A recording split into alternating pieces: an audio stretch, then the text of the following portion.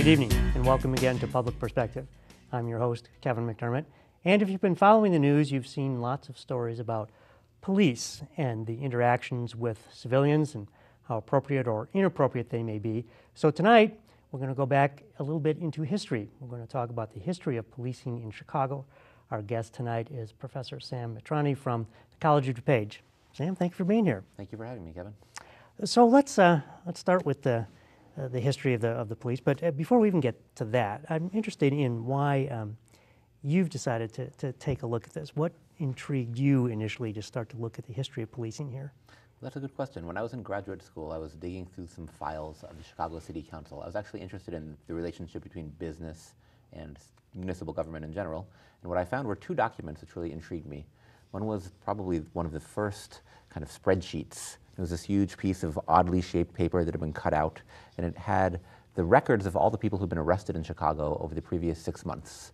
And it had what they were arrested for, of course, but it also had the ethnicity of the people arrested, their jobs, a whole bunch of personal data about them, which I find very fascinating to see how the police were organizing that information. What were they looking at? What kinds of personal things? Well, it was interesting because the first thing is most of the people arrested were arrested for disorderly conduct or drinking, the vast majority, and the vast majority were recorded as being Irish. Yeah. So it kind of fit a stereotype, and I wondered, why are they arresting Irish people for disorderly conduct, which is not something that's a very clearly defined crime? Is it because the Irish are really disorderly? Is it because this is a population the police are targeting? There's no evidence just from the fact that they did it, but it raised a question in my mind. And the second document I found... Being Irish myself, yeah. I'm oh, okay. I would lean toward they probably were unruly part. Exactly. Knowing some of my Irish buddies. Probably both were true, right? The other side of it was that I found this document, which was the document that was a law creating the Chicago Police Department. And what was interesting about it was that it was written on the stationery of the Illinois Central Railroad. Interesting. So what would lead one to believe that it may have been created by someone who worked for the Illinois Central Railroad? It's like not a smoking gun, because who knows, maybe a piece of paper was lying around and somebody picked it up, and paper was expensive. This is in 1855. They crossed out the words Illinois Central Railroad. It was the biggest corporation in Illinois by far at the time. So their paper might have been around. Somebody might have had the stationery. It's also possible that actually somebody at the Illinois Central Railroad wrote the document and handed it to them. I just don't know.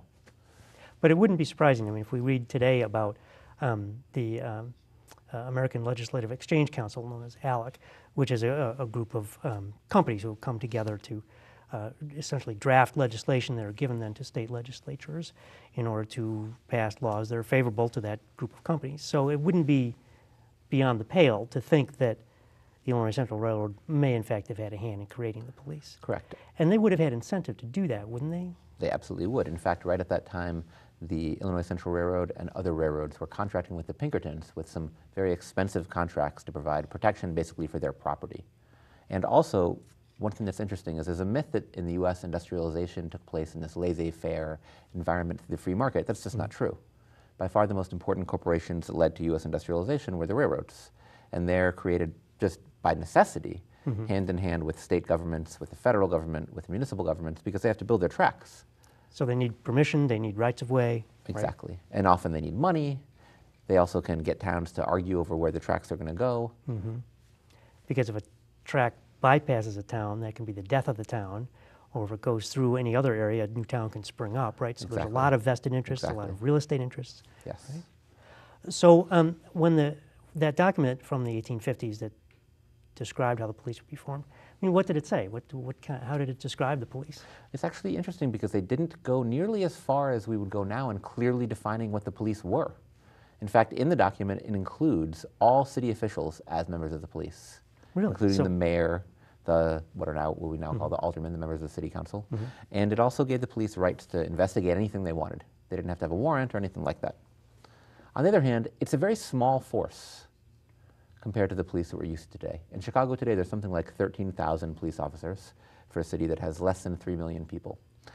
In 1855, at first, you're talking about 80 people for a town of maybe 50,000. 80 people is not that many. But it was 80 more than had existed prior to that. Well, that's actually what got me interested, is digging into what existed before. And what I found is that the police are much newer than I had ever imagined, because people assume there's always been police, there's always crime, we need somebody to keep order. That's just not true. What happened in previous time is that you didn't have any kind of militarily organized force that was separate from the population in the North. You did in the South, and it came out of slave patrols. In the North, it's a different story. In the North, you mostly had elected constables. And what would the constable do? Did the constable have a force? Constable was a farmer who got a very small salary, if any, from having that job.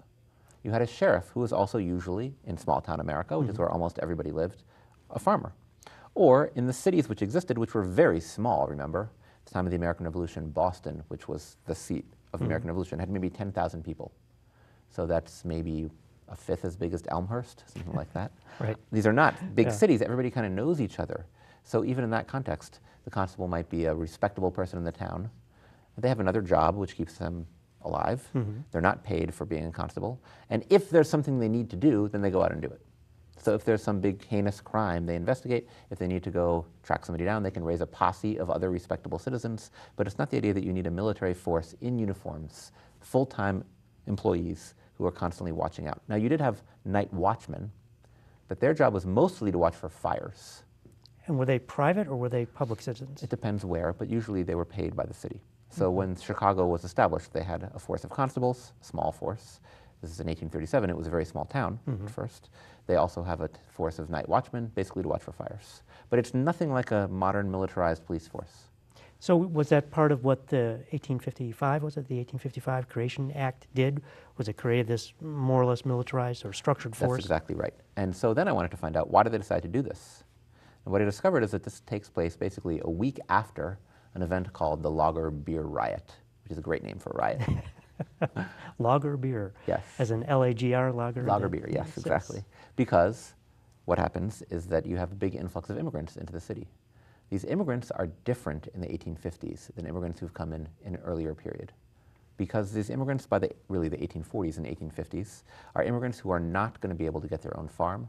They're probably not going to be able to establish their own small business. They're going to be wage workers their whole lives. Is this because the farmland is largely taken, or was it because of the discrimination or ethnic differences or language problems? A lot of it is simply that they're coming in with no money, and it's because the economy is changing. The economy is really changing. So if you don't have any kind of modern industrial technology and you want to build horseshoes, you have a blacksmith. And it doesn't cost that much money to start a blacksmith shop. And to do that, you need to start as an apprentice, you learn your trade, you become a journeyman, maybe you work for wages for a little while, you save up some money, you start your own shop. Right. And that was actually possible for a lot of, again, white people in the North. Right. Men in the period leading up to the period when the U.S. starts to industrialize. But it's also a very poor country in this compared to today, in the sense people just didn't have very many things. So as a country starts to industrialize, you have more and more capital involved in the production of things, and you have the development of a permanent wage-working class of people.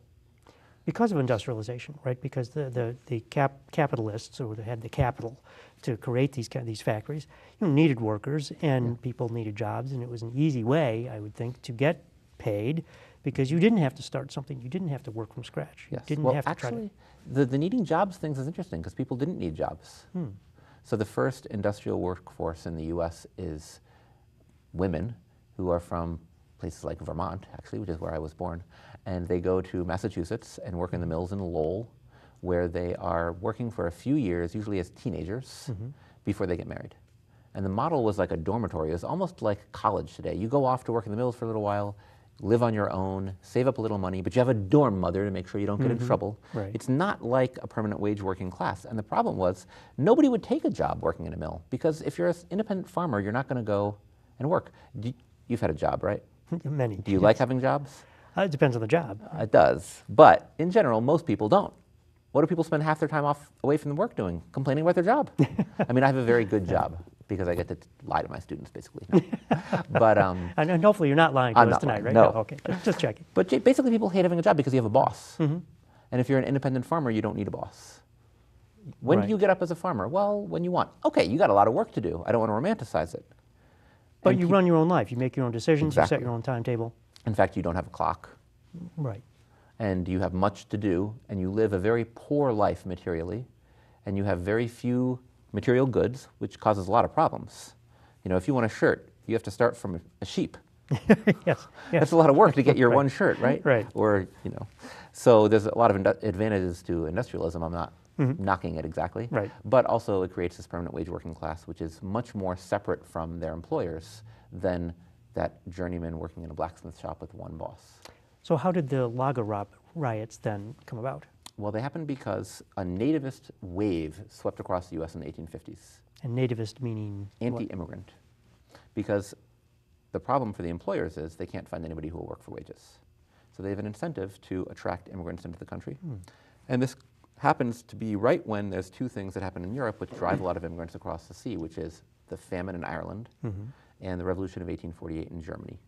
So you have an influx of Irish and German immigrants to the country right when you have the beginnings of a real demand for laborers. So the Illinois Central Railroad, for example, brought approximately 100,000 people into Illinois to build the railroad from Ireland. Wow, that was a lot of people. I mean, a lot of people now is a lot of people then. Exactly. That would have been the biggest city in Illinois by far when they brought people in the 1850s to do this. So this is a big problem. Well, how are you going to control those 100,000 people? They're not embedded in the previous family structures of social control that existed before. And they may not even speak the same language. Exactly. And the Irish speak English sort of mostly, but you can't really understand what they're saying. Right. And they also happen to come right when there's a big wave of temperance among Anglo-Americans, which is the idea that you don't drink as much booze. Right. In the early period, Anglos drank tons of booze. That's why you have Johnny Appleseed, so they can get hard cider, because they didn't understand that you shouldn't have your outhouse next to your drinking water source. So you have to put a little alcohol in it not to die. Yeah. But now you have a temperance wave right when these Irish people are coming in who work 6 days a week. On the seventh day, they want to drink. Same thing with the Germans. So this nativist mayor is elected in Chicago. His name is Levy Boone. He hires a force of constables who are not exactly police because they're directly under his control. And he decides to increase the liquor license fee and to close saloons on Sunday.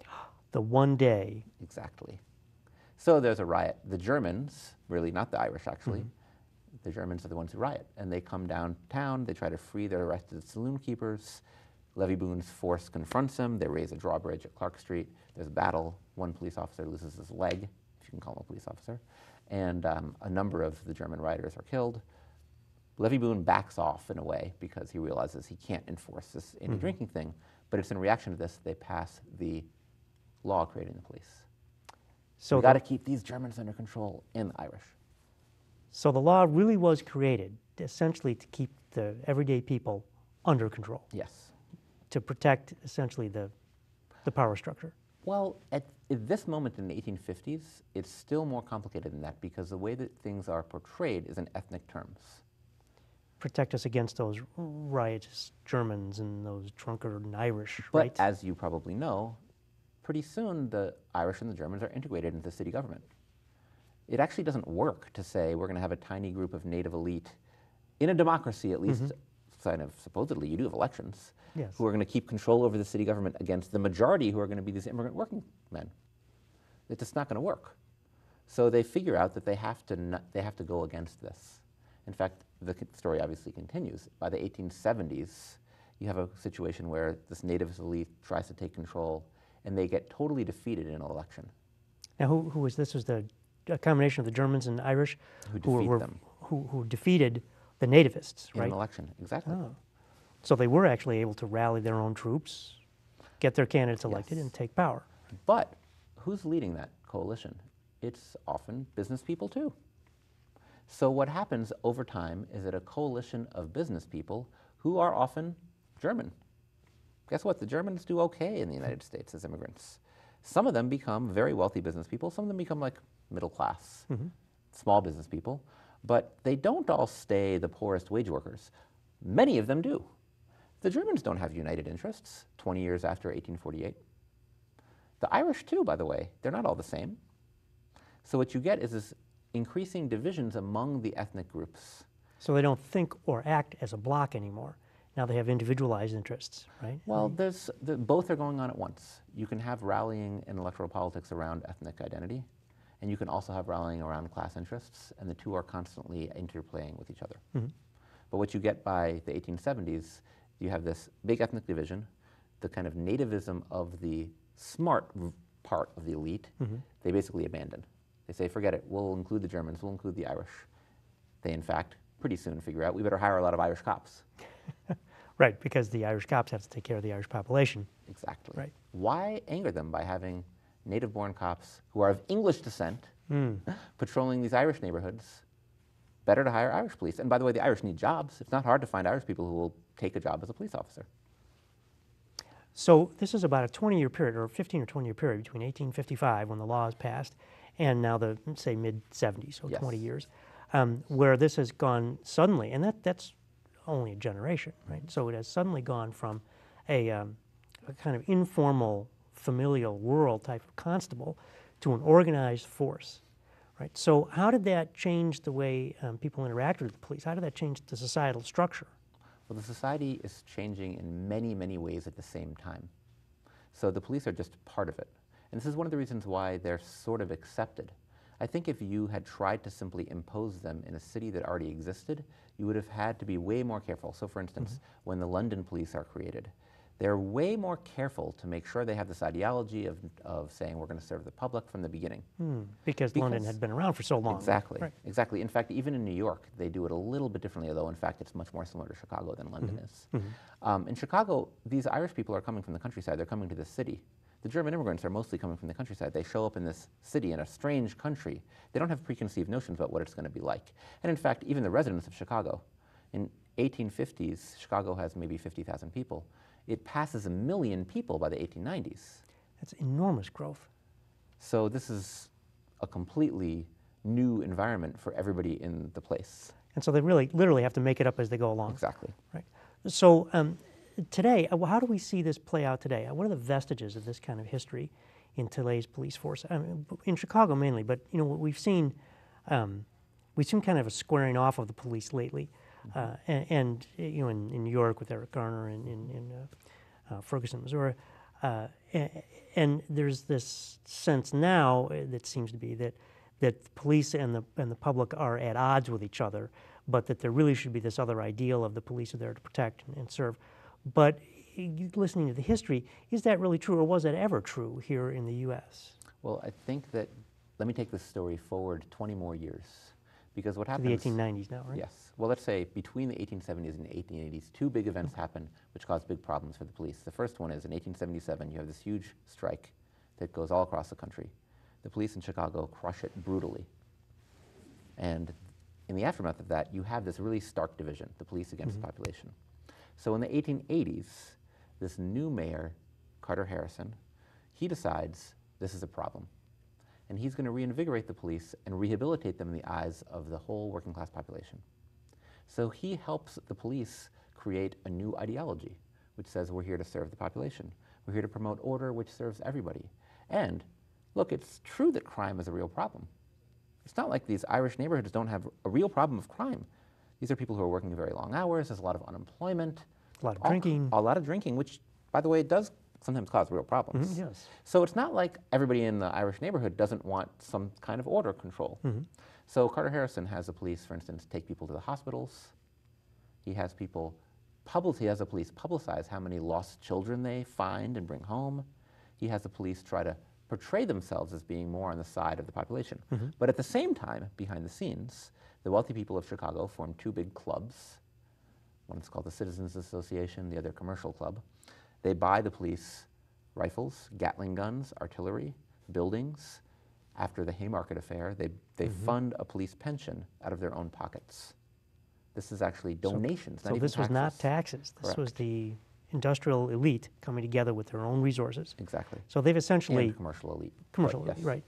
So they have essentially purchased the police department at that point. Well, they've purchased the loyalty of the police department. They've come to realize that they need a powerful police department that as much as possible should be legitimized to the population to keep order.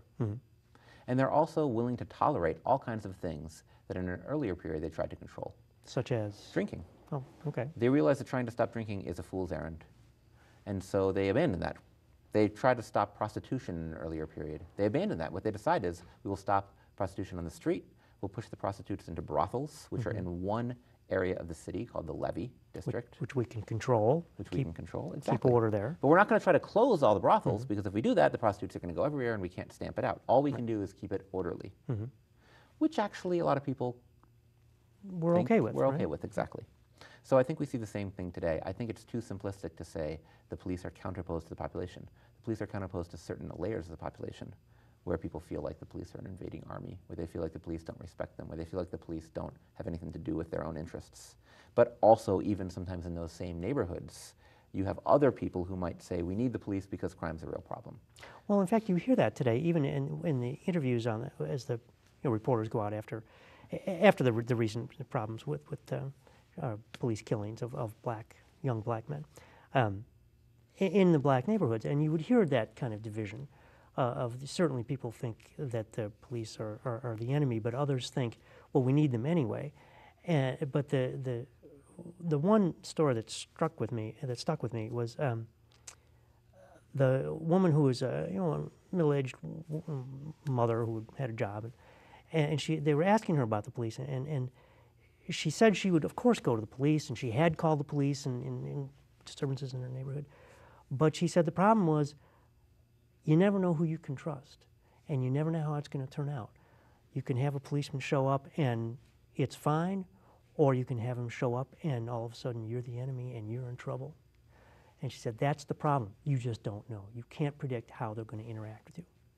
And so as I heard that, I thought, well, that's a structural problem, right? And that comes back to the idea of how do the police, what is the ideology of the police? How do they envision themselves? Are they there to protect and serve, or are they there to maintain order?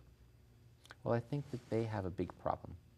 The problem is that they are charged with solving the problems created by this new society, industrial capitalism. Mm-hmm. It's obviously not the same as it was 130 years ago, but it's in some ways kind of the same. Obviously, the biggest difference is the great migration of black people to the north, which actually created a new layer of people who are really excluded mm-hmm. and who feel the brunt of the problems more directly, and who the police are charged with controlling more directly. Okay? So it's not the same, but it's fundamentally a similar thing. So we have all these problems created by the society. The police have one tool to solve those problems: violence. It's not a very good tool. So you can have mm-hmm. decent people who, in this circumstance, they have a choice to make. Do I arrest this person? Do I hit this person? Mm-hmm. Or do I not do that? But right. They can't get the person a job.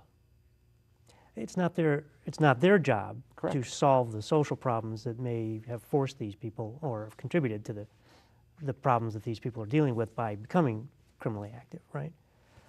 Now, one of the other things I heard about, you mentioned earlier London. There was a discussion with, and I think it was from a Scandinavian country, and the question was about the police. And the fellow said, well, in our country, he said the first thing that happens is that when a policeman arrives on the situation, he tries to de-escalate whatever tension is happening there. And he said, in his experience, he said, in America, he said the difference is that the police arrive and they try to assert control. That's their first order of business. I'm in charge here and you're not. Whereas in other countries, that there will be a different take on that. So you talk about London and how they had to integrate the police in a different way. So are those kinds of differences of perspective still relevant, and can we learn things from other countries, for example? I think the problem is deeper, honestly. I think the problem, when you're talking about a Scandinavian country, let's say Norway or Sweden or something, I think that they have a much more mild form of the problems of industrial capitalism. You don't have as huge an underclass. You don't have mm-hmm. so many people thrown out of the society who really have no prospects. You don't have the same kinds of deep inequalities in education. You don't have property tax-based local funding for schools, for one thing, which mm-hmm. is kind of a crazy way to do it. So they have a smaller population that needs to be controlled if you're from the perspective of the elite. That means the police can afford to be de-escalators, more gentle, probably mm-hmm. more like the police behave if you call them if you live in Naperville. Or Wilmette. Or Wilmette. If you live in Wilmette and you call the police and you live in a gated community and the police mm-hmm. come in, which I'm sure does happen. Oh, yes. I bet they don't come in and try to just assert control. I bet they act really different than they act in Englewood. I would imagine you're correct. So, okay. I don't think the problem is just about something that has to do with training the police. I think a lot of it has to do with what is the society that we have. We have a society that is really a brutal society. It's a violent society at all layers, much more than the society in Norway. So I don't think that's just a question of how are the police trained. And I think in England, actually, mm-hmm. you've seen in recent years some rebellions against the police also. Now, I don't know this story in any detail, so I can't talk about what the London police are like today very much. Right. But I suspect in England, especially as you have this economic crisis which affects England, that things are getting worse for a lot of people in England, and that they have some of the same kind of problems that we have here. So what would be the prescription? Given that we have these kinds of tensions, and given that the difference between a police officer showing up at a gated community in Wilmette and showing up in Englewood because of a shooting on the street, how do we get to that de-escalation? How do we get the police in all these cases more integrated? Well, I'm a historian, and that's outside my pay grade. I'll tell you what I actually think, which has nothing to do with my professional expertise, but I think that every person needs the right to a job that pays enough that you can afford a decent life. So that's not going to happen in this society. If we passed a law which said every single person who wants to work has the right to a job, and that job should pay enough to actually live, which is probably in the Chicago metro area, $25 an hour, maybe 50 grand a year with health benefits and a pension, well, then I think you'd have many fewer problems. Then you could have a elected police force. That would be what I should say. The cop should be elected on your block. It should be somebody who can come in and is trained in de-escalation and maybe dealing with mental illness, which we should have lots of mental health programs. That's not the society we live in.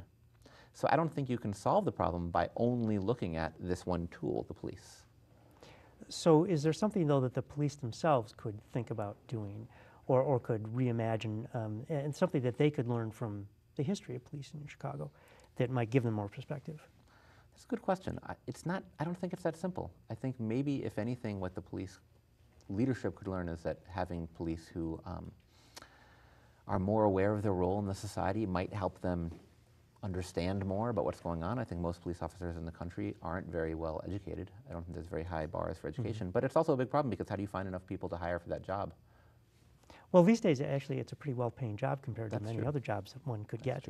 Particularly now, we see the fast food workers arguing for just, well, $15 an hour is what they're looking for, but they get paid $7, $7 and something. A little more in Chicago. A little more in Chicago, but so I would think that it could be seen as a desirable job, and that it could be painted that way. Right? Does that seem reasonable? I wouldn't take it. I mean, the reality is I can't give any advice to police departments. Yes. I don't think there's like easy object lessons that you could apply as a chief of police of Chicago from the history of policing in the 19th century. But I think for us looking at it, it's useful to understand that the origins of police matter. And I think that we, as a population in this country, should stop kidding ourselves about what they're there for. I think that people are right to think the police aren't here to serve us. They're not here to protect us. They're here to protect order. They're here to protect the specific order that we live in. And that's an order which serves some people and doesn't serve others very well. So we shouldn't be surprised that they behave the way they do. I also think that the more that people hold the police to high standards, the more that people riot when the police shoot an unarmed person, the more likely the police are to back off from being as brutal. Now, I'm not advocating burning cities. Thank you for that. Yes. But I think that when people express their displeasure in a big way, that gets a reaction from the powers that be. I think the last time we've had any kind of big reaction against the problems of this that the society creates for a lot of people was now 40, 50 years ago. And any kind of real mass movement that could shake kind of the power structure to the point that they're scared of it. When you saw that happen in the 1870s, Carter Harrison reacted by trying to make the police kind of palatable to people again. And so something similar may happen now, given where we are in history. Maybe. I'm not sure that we have something that's reached that stage, but I think the more that people protest, the more that people really make their anger clear, the more likely the police are to back off a little bit. On that, we're out of time. Okay. So great way to sum it up. Thank you. So Sam, thank you so much for being here. Thank you for having me, Kevin. I learned It's a lot pleasure. myself. Thank you. I always enjoy that. It's one of the reasons why I do this show. I learn things from my guests, so thank you. And thanks again. And thank you for joining us once again on Public Perspective. I'm your host, Kevin McDermott. You can find us every Saturday night at 8 on Comcast Channel 19 and find us on the web at publicperspective.tv. So till next time, thank you and good night.